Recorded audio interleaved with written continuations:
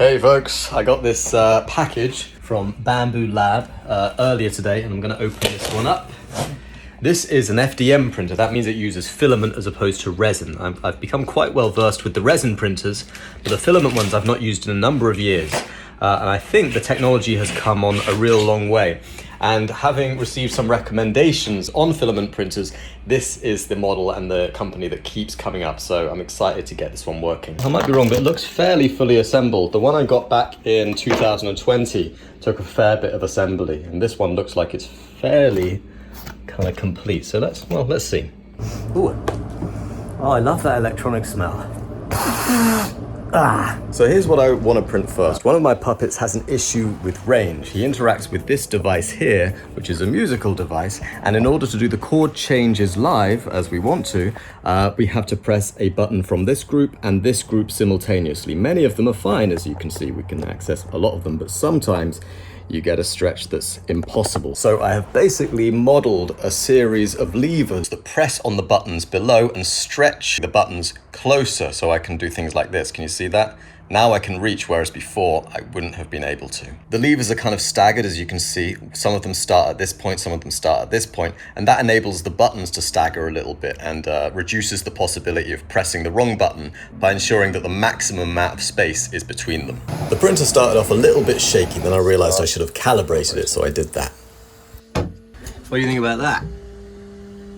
She's normally very vocal. I think I put her on the spot. Okay, so they seem to tessellate well in real life, so we can probably put a bigger print on printing the rest of them now. So straight off the bat, there are a few things that really impress me about the Bamboo Lab X1 Carbon. And the speed is the main thing. This thing goes so fast. I've even shot some slow motion and it looks regular speed. It's that quick. Secondly, it deals with overhangs in a really fascinating way. In some instances, I see the nozzle just blasting over certain stretches and the filament remains suspended. That would seem to be impossible, but it could be the fact that it's just doing it so fast that the filament doesn't realize gravity exists. It's a bit of a Looney Tunes sort of deal, I think. So I really like the look, especially when they tessellate like that on the device, but I have some concerns about the functionality, specifically this little hole here. Now this is going to accommodate a pin, something that will go through the middle and allow it to hinge, allow it to pivot. So let's just imagine this hair clip going through like that.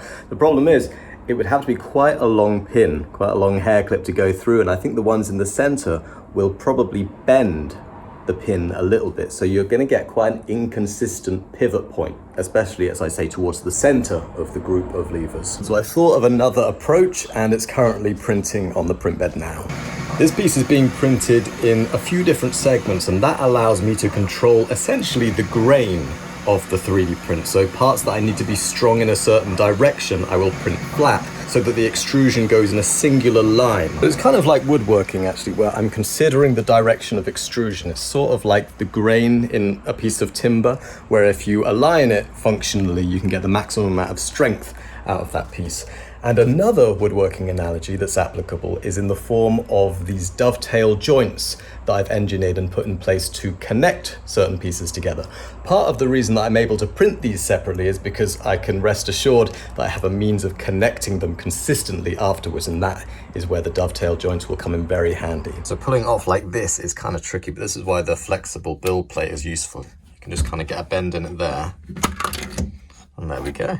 It's little touches like that that really make the X1 Carbon a really formidable device. I didn't pay for the device, they sent it to me for free, but I asked for it. And if there are any promotions or links that would be useful for you folks, I'll make sure that they're in the video description.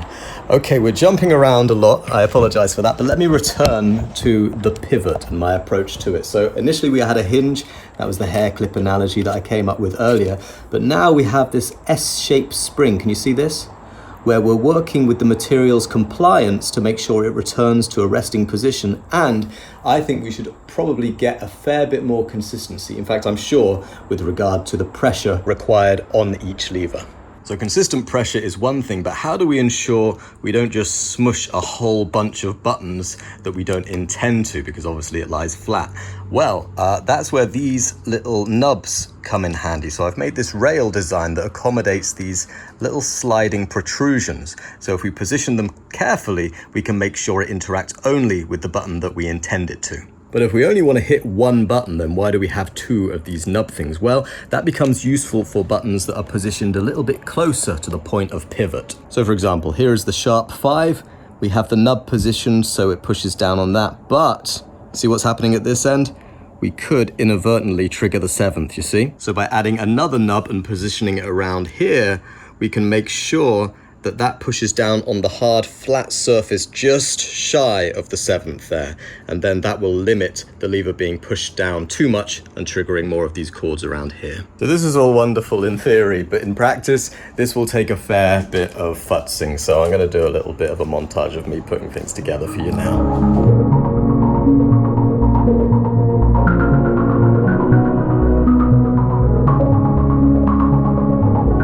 So I really love the look and feel of this addition to my musical device. I've made some undercuts so I don't accidentally push any buttons that I don't intend to underneath.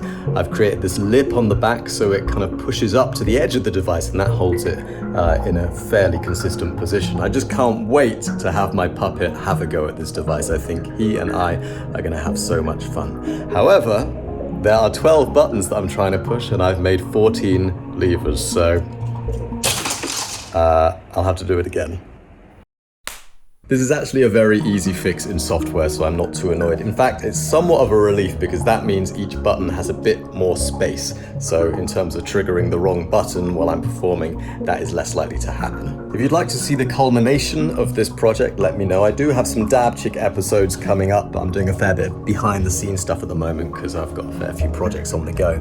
If you'd like to ask me any questions, I'm thinking of doing a Q&A fairly soon. And for this week, I'm going to allow anyone at any level on my Patreon, so that's the $1 tier upwards, to ask me some questions. So shoot me a message with your question over there and you may see it answered in an upcoming episode. Thank you for watching and I'll see you next time.